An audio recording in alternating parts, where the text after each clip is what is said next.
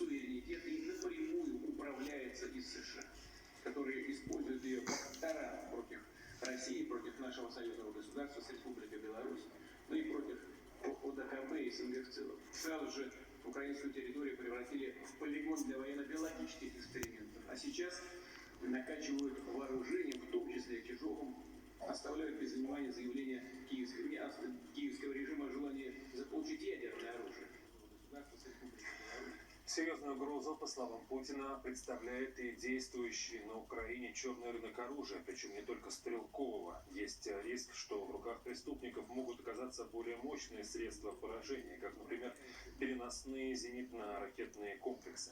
Также глава государства отметил, что в связи с терактом на Крымском мосту и попытками диверсии на Курской АЭС важно усилить меры безопасности в отношении транспортной и энергетической инфраструктуры, а также максимально защитить места массового пребывания граждан.